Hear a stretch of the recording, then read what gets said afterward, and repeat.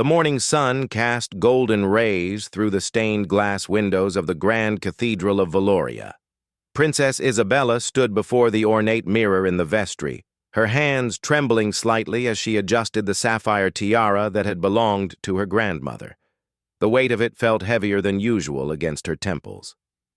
"Your Highness, they're ready for you," whispered Maria, her lady-in-waiting, noticing the princess's pale complexion beneath the carefully applied makeup.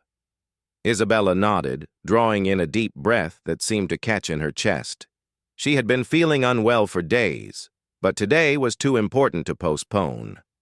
The annual harvest ceremony was a 500-year tradition in Valoria, and as the future queen, her presence was essential. The entire kingdom would be watching, along with dignitaries from neighboring nations. Prince Alexander waited at the altar, his military uniform pristine, medals gleaming in the candlelight. He caught Isabella's eye as she entered through the massive oak doors, and his face broke into a warm smile that usually calmed her nerves. But today, even his reassuring presence couldn't shake the dizzy sensation creeping through her body. The cathedral was packed with nearly 1,000 guests. The air was thick with the scent of autumn flowers and burning incense. Isabella's heels clicked against the marble floor as she made her way down the seemingly endless aisle. Each step required more effort than the last, though she maintained her practiced royal posture. Alexander noticed something was wrong before anyone else. The way Isabella's fingers gripped her ceremonial scepter too tightly, the slight sway in her usually graceful walk, the glassy look in her green eyes. He shifted slightly, ready to move if needed, though protocol demanded he remain in place. The archbishop began the ancient words of the ceremony, his voice echoing through the vaulted ceiling. Isabella stood beside Alexander, focusing on his steady breathing to anchor herself. The heavy velvet robe around her shoulders felt suffocating. Sweat beaded on her forehead despite the cool October air. "Princess Isabella of Valoria," the archbishop intoned, "do you pledge to serve your people with wisdom and compassion, to uphold the sacred traditions of our land?" Isabella opened her mouth to respond, but the words wouldn't come. The cathedral began to spin. The faces in the crowd blurred into a sea of color. She heard Alexander whisper her name, felt his hand brush against hers in warning. She managed, her voice barely audible. Then, like a marionette with cut strings, Princess Isabella's knees buckled. The scepter clattered against the marble floor, the sound ringing through the silent cathedral like a bell tolling. Her body swayed forward, the heavy crown tilting dangerously. Alexander moved with lightning speed, breaking every rule of royal protocol. In one fluid motion, he caught Isabella before she hit the ground, his arms wrapping around her protectively. The congregation gasped collectively, some rising from their seats, others frozen in shock. "Isabella!" Alexander's voice cut through the chaos, firm but filled with concern. He lowered her gently to the floor, immediately checking her pulse while cradling her head in his lap. His military training kicked in as he began assessing her condition. The archbishop stood frozen, the ancient ceremony book still open in his hands. This had never happened in 5 centuries of tradition. Royal guards moved to form a protective circle around the couple, their training overcoming their surprise. "Get the physician! Now!" Alexander commanded, his voice carrying the authority of a man used to being obeyed. One of the guards sprinted toward the side entrance where the royal medical team waited. Isabella's mother, Queen Catherine, half rose from her throne, her face white with fear. King Richard gripped her hand, his own expression grave but controlled. They knew they couldn't rush forward, even in crisis. Certain protocols had to be maintained to prevent panic among the guests.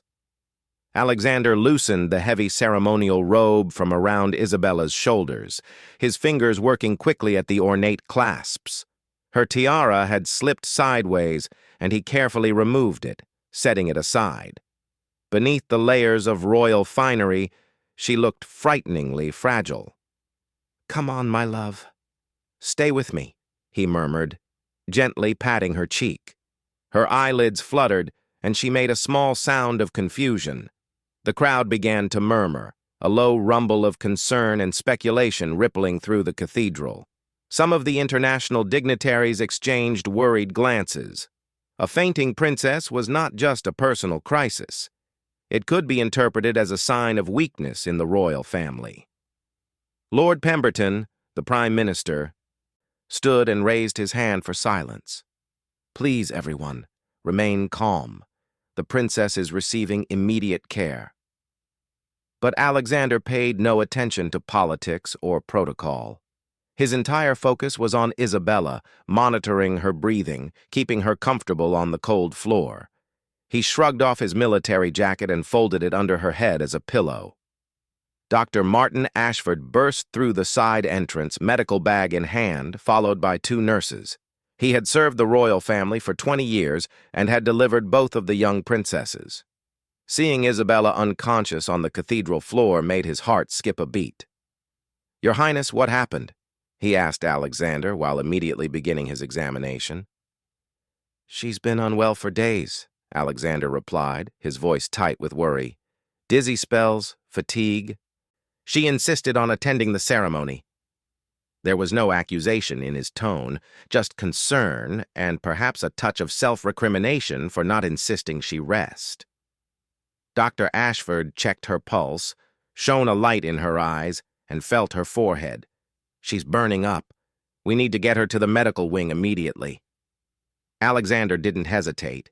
Despite the watching crowd and the breach of ceremony, he scooped Isabella into his arms as if she weighed nothing. Her head lolled against his shoulder, and he adjusted his grip to support her better. The crowd parted as he strode down the aisle, Dr. Ashford hurrying alongside. Isabella's burgundy gown trailed behind them, and her long auburn hair had come loose from its elaborate updo, spilling over Alexander's arm. Just as they reached the doors, Isabella's eyes opened fully. She looked up at Alexander, confusion and embarrassment warring on her face. "Alexander? What? Oh no, the ceremony." "Shh," he soothed, not slowing his pace. "Don't worry about that. We need to get you well first." "But the kingdom, the tradition," she protested weakly. "The kingdom needs its princess healthy," he said firmly. "Everything else can wait." Behind them, the cathedral erupted in hushed conversations. Queen Catherine finally rose, moving to the front to address the assembly with King Richard beside her. Whatever she would say to salvage the situation, Alexander knew Isabella wouldn't hear it. He was already pushing through the doors into the October sunlight, where an ambulance waited. As the medical team prepared to transfer Isabella to a stretcher, she gripped Alexander's hand. "Don't leave me," she whispered. "Never," he promised, climbing into the ambulance beside her. "I'm not going anywhere." The doors closed, and the ambulance pulled away from the cathedral, leaving behind 1,000 stunned guests and 500 years of unbroken tradition. But inside the vehicle, Alexander held Isabella's hand and knew he had made the only choice that mattered. The private medical wing of St. Margaret's Hospital had been cleared of all non-essential personnel within minutes of the royal ambulance's arrival. Alexander paced the pristine white corridor like a caged lion, his military boots clicking against the polished floor. He had been forced to leave Isabella's side while the medical team conducted their tests, and every minute felt like an eternity. Through the window, he could see the crowd of reporters gathering at the hospital gates. News of the princess's collapse had spread like wildfire through social media, and within an hour the entire world knew that something had happened to the beloved Princess of Valoria. "Your Highness," a soft voice interrupted his thoughts. Lady Sarah Whitmore, the palace communications director, approached with a tablet in hand. "The Queen has asked me to brief you on the situation." Alexander barely glanced at her. "Unless that tablet contains Isabella's medical results, I don't care." Sarah persisted gently. Sir, the international media is in a frenzy. There are rumors spreading, everything from pregnancy to poisoning. The palace needs to issue a statement, and the Queen feels it would be best coming from you. Poisoning? Alexander stopped pacing, his blue eyes flashing dangerously. Who would dare suggest social media? Your Highness, you know how these things spiral. That's why we need an official statement to calm the situation. Before Alexander could respond, Dr. Ashford emerged from Isabella's room. His expression was serious, but not grave, which Alexander took as a good sign. How is she? Alexander asked immediately, Sarah forgotten. The princess is stable and conscious, Dr. Ashford began. However, our tests have revealed something concerning. Princess Isabella has been suffering from severe anemia, complicated by a recent viral infection that her body has been fighting. The combination, along with the stress of her royal duties, led to today's collapse. Anemia? Alexander frowned. For how long? Based on her blood work, I'd estimate several months. The princess has been, shall we say, rather skilled at hiding her symptoms. There was gentle reproach in the doctor's voice. She needs immediate treatment and complete rest. No royal duties for at least 2 weeks. 2 weeks? Sarah interjected, her face paling. But the Commonwealth Summit is next week, and the princess is meant to recover. Alexander cut her off coldly. Cancel everything. I can't simply... Then find someone who can.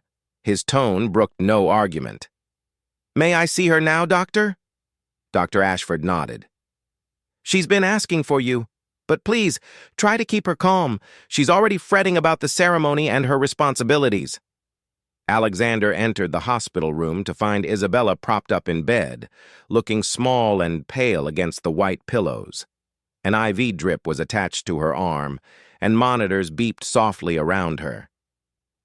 Despite everything, she managed a weak smile when she saw him. My hero, she said softly, though I'm sure the tabloids will have a field day with you carrying me out like that. He crossed to her bedside in 3 quick strides, taking her hand carefully to avoid the IV line. Let them talk. How are you feeling? Embarrassed, she admitted. 500 years of perfect ceremonies, and I'm the one who ruins it. Mother must be mortified. Your mother is worried sick about you, Alexander corrected gently. As am I. Isabella, why didn't you tell me how ill you've been feeling? Tears welled in her green eyes. Because I couldn't afford to be ill. You know how much pressure there's been lately. The trade negotiations, the climate summit, the orphanage opening. If I showed any weakness, the press would tear me apart. They already question whether I'm strong enough to be queen one day.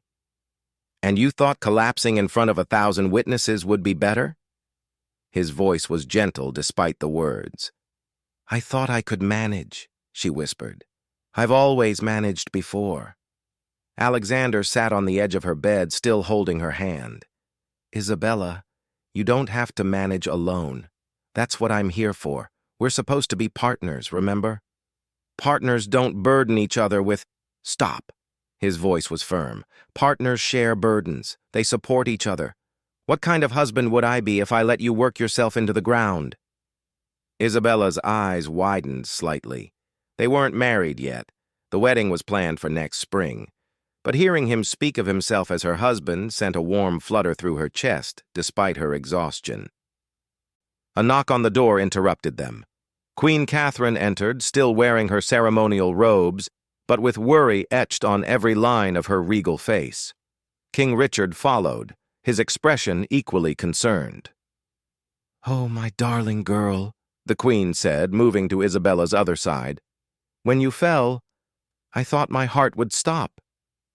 I'm sorry, Mother, Isabella began. But Catherine shook her head. No apologies. Dr. Ashford has explained everything. I'm the one who should apologize.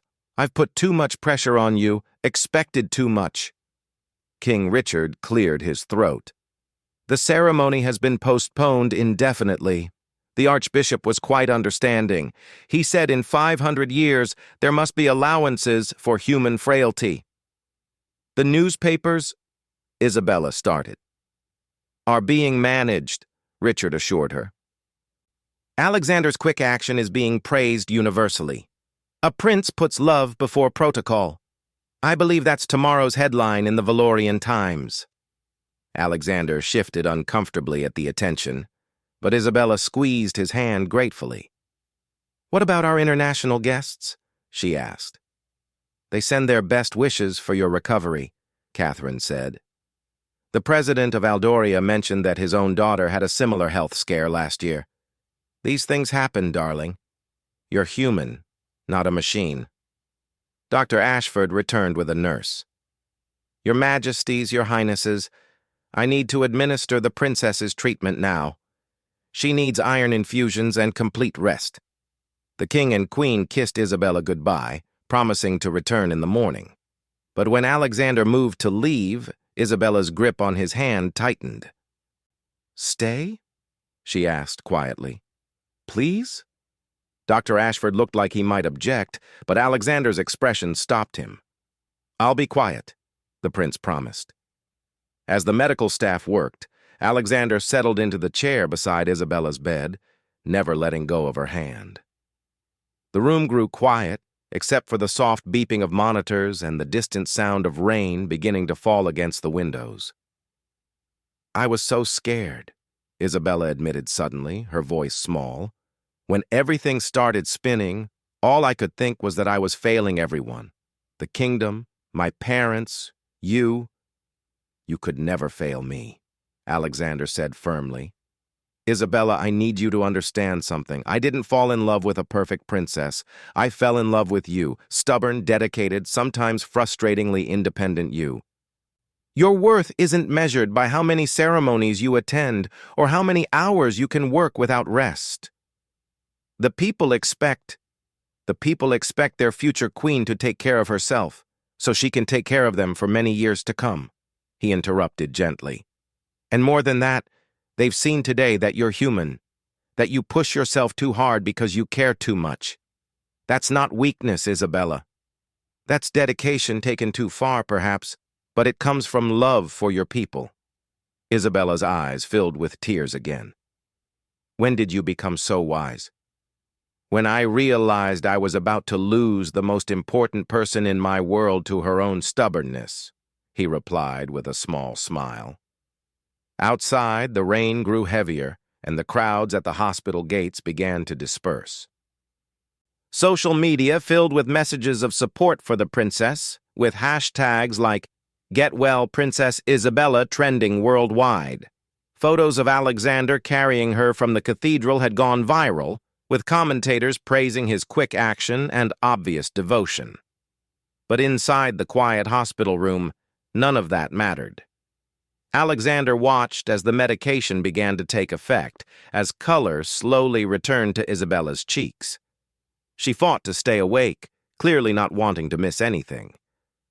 Sleep, he urged softly. I'll be here when you wake up. Promise? She murmured, her eyelids growing heavy. I promise. I'm not going anywhere. As Isabella drifted off to sleep, Alexander settled more comfortably in his chair, prepared for a long night. He pulled out his phone to find dozens of messages from palace staff, government officials, and family members. He ignored them all except one from his brother, Prince Marcus. Saw the news. You did the right thing. Protocol be damned. Alexander smiled slightly and typed back, She's going to be okay. Of course she is, Marcus replied immediately. She has you. The nurse came in to check Isabella's vitals, nodding approvingly at the readings. She's responding well to treatment, Your Highness, but she'll need several more sessions over the coming days. Whatever she needs, Alexander said simply. As the night wore on, he maintained his vigil, holding Isabella's hand and watching her sleep. Occasionally she would stir, and he would speak softly to her, reassuring her that she was safe, that he was still there. Around midnight, Sarah Whitmore returned with a draft of the press release. Alexander read it over, made a few changes to emphasize Isabella's dedication to her duties while stressing the importance of her health, and approved it for release. By morning, the story had shifted. What began as a crisis had transformed into a very human moment that endeared the royal couple even more to their people. Alexander's protective actions, his obvious love and concern, and his willingness to break protocol for Isabella's well-being had captured hearts around the world.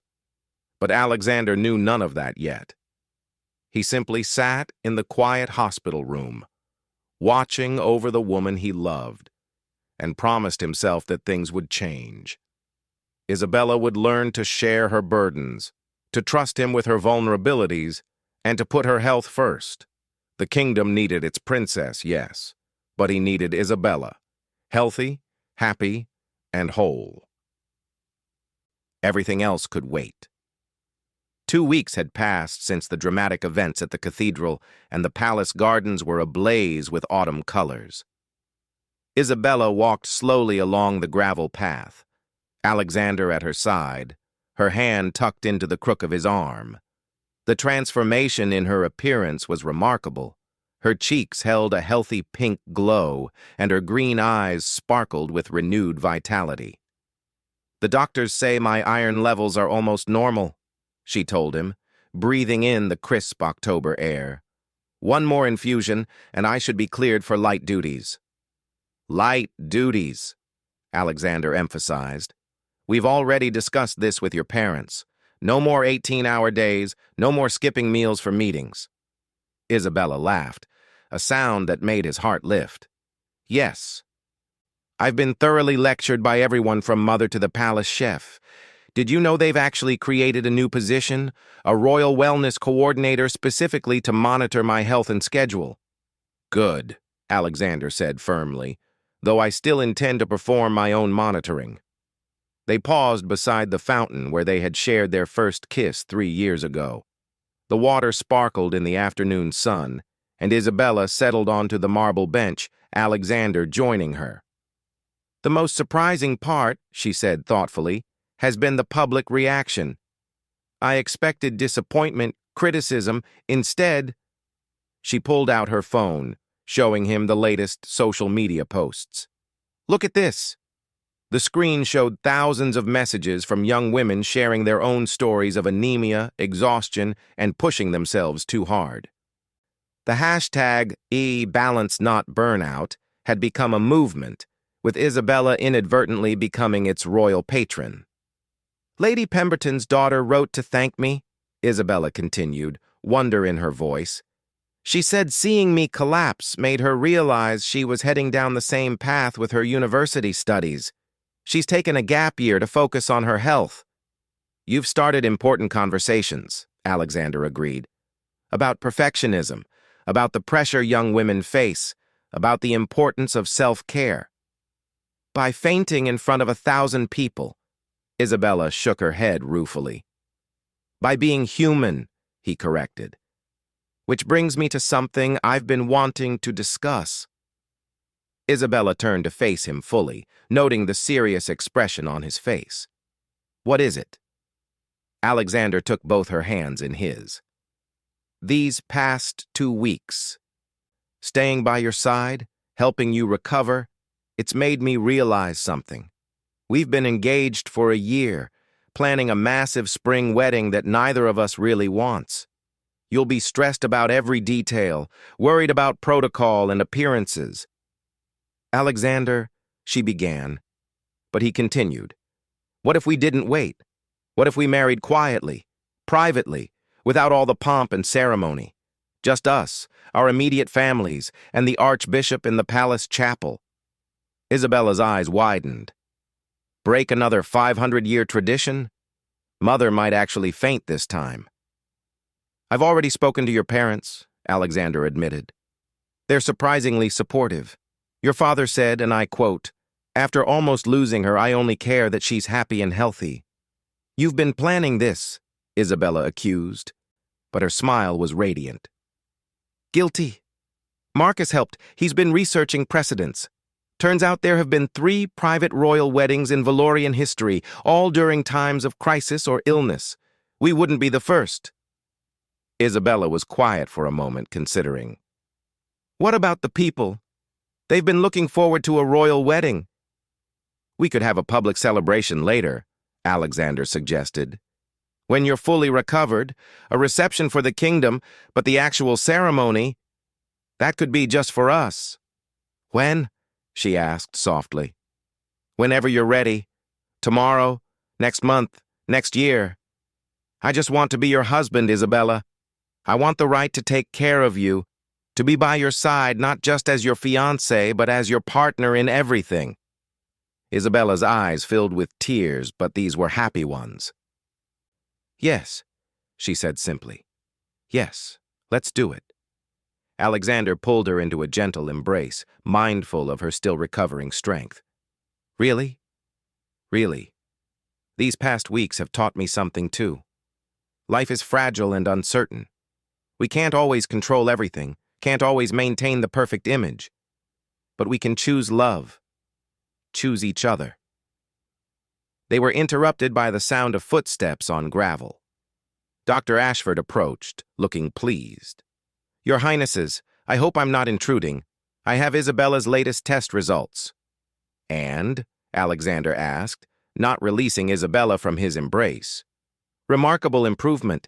Princess, if you continue following the treatment plan and the new balanced schedule we've discussed, I see no reason why you can't resume your duties, gradually, starting next week.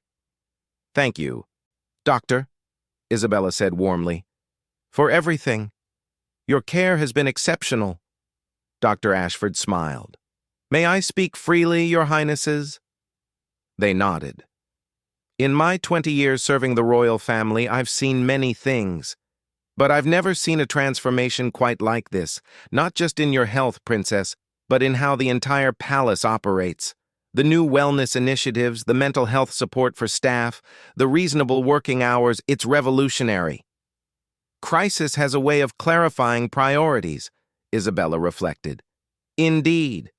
And if I may say so, Prince Alexander, your response that day in the cathedral showed the kingdom what true leadership looks like.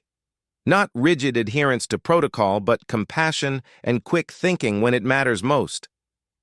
After the doctor left, Alexander and Isabella continued their walk through the gardens. The palace, visible in the distance, seemed less imposing somehow, more like a home than a symbol. I've been thinking about our wedding, Isabella said suddenly. What if we held it in the small chapel at sunset? Just 20 people, our parents, siblings, and closest friends. I could wear my grandmother's simple silk dress, the one from her own wedding. No heavy crown to make you dizzy, Alexander teased gently. Exactly. And afterward a dinner in the private dining room. No speeches, no protocol, just family. It sounds perfect, Alexander agreed. When? Isabella smiled mischievously. How does next Saturday sound? Next Saturday? Alexander stopped walking in surprise. That's in 5 days. Too soon? She asked, suddenly uncertain. No, he said quickly. Not too soon. If I had my way, we'd marry today. But can we organize everything in 5 days? That's the beauty of keeping it simple, Isabella pointed out. No guest list of thousands to manage, no diplomatic protocols to navigate, no elaborate ceremony to plan. Just us, making promises to each other. As they headed back toward the palace, they met Queen Catherine coming out for her own afternoon walk. She took one look at their faces and smiled knowingly. You've told her your idea, she said to Alexander. And I've said yes, Isabella added. Next Saturday, Mother, if you're agreeable. Catherine's composed royal mask slipped for a moment, revealing the mother beneath. My darling girl, after almost losing you, I would agree to anything that makes you happy. A quiet wedding sounds perfect. You're not disappointed about not having a grand state wedding? Isabella asked. We can have a grand celebration later, Catherine said practically. "What matters is that you're healthy and happy. Besides," she added with a twinkle in her eye, "this will drive the press absolutely mad with curiosity. Sometimes it's good to keep them guessing." Over the next 5 days, the palace kept the secret remarkably well. While the media speculated about Isabella's recovery and gradual return to duties, a small group of trusted staff quietly prepared the chapel. Isabella chose her grandmother's dress, a flowing silk creation that needed only minor alterations. Alexander wore his dress uniform, but without all the ceremonial additions. On Saturday evening, as the sun painted the sky in shades of gold and rose, 20 people gathered in the intimate palace chapel. The space glowed with hundreds of candles, and simple arrangements of autumn flowers adorned the altar. Isabella walked down the short aisle on her father's arm, her eyes locked on Alexander's. She wore no veil, no tiara, just a simple pearl necklace that had been his wedding gift. Her hair fell in soft waves around her shoulders, and she had never looked more beautiful to him. The archbishop, the same one who had presided over the disrupted harvest ceremony, smiled warmly as they approached. "Dearly beloved," he began, his voice filling the small space, "we gather here in the sight of God and these witnesses to unite Alexander and Isabella in holy matrimony." The ceremony was simple, but profound. When they exchanged vows, Isabella's voice was strong and clear, no trace of the weakness that had plagued her weeks before. Alexander's hands were steady as he slipped the ring onto her finger, a band of Valorian gold set with diamonds and emeralds. "By the power vested in me by God and the kingdom of Valoria," the archbishop pronounced, "I now declare you husband and wife." When Alexander kissed his bride, the small gathering erupted in gentle applause. Isabella's sister, Princess Sophia, wiped away tears. Prince Marcus clapped his brother on the back. The queen and king embraced their daughter, their joy evident. The dinner that followed was filled with laughter and love. No formal speeches, just heartfelt toasts from family. Isabella's strength held throughout, though Alexander noticed when she began to tire and quietly suggested they retire. As they stood on the balcony of their private apartments later that night, looking out over the lights of the capital city, Isabella leaned against her new husband. "No regrets?" he asked softly. "None," she assured him. "This was perfect. No stress, no exhaustion, just joy." "The press will go wild when they find out," Alexander mused. "Let them. We'll announce it on Monday, and I'm sure the people will understand. After all, they've been on this journey with us." And understand they did. When the palace announced the private wedding, along with plans for a public celebration in the spring when Isabella was fully recovered, the response was overwhelmingly positive. The story of a princess who learned to prioritize her health and a prince who put love before protocol resonated around the world. At the public celebration 6 months later, Isabella stood strong and radiant beside Alexander, greeting thousands of well-wishers. She wore the spectacular wedding dress designed for the original ceremony, complete with the ancient tiara. But those who knew them well could see the difference. This was a performance for the people they served, while their real wedding had been for them alone. In her speech at the reception, Isabella addressed the crowd with characteristic grace. "Sometimes the greatest strength is knowing when to be vulnerable, when to ask for help, when to step back. My collapse at the harvest ceremony taught me that I can serve you better by taking care of myself first. And my husband," she smiled at Alexander, "taught me that breaking protocol for love is sometimes the most royal thing one can do." The crowd erupted in cheers, and as Alexander took her hand, Isabella felt the solid weight of her wedding ring. Not the elaborate state jewels she wore for the public, but the simple band from their private ceremony. Years later, historians would mark that fainting spell in the cathedral as a turning point for the Valorian monarchy. It was the moment tradition gave way to humanity, when perfection yielded to authenticity. The wellness initiatives Isabella championed became a model for workplaces across the kingdom. Young women learned it was okay to prioritize their health.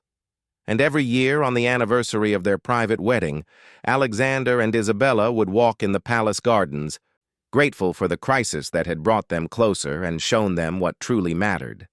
The 500-year-old harvest ceremony tradition continued, but with modifications.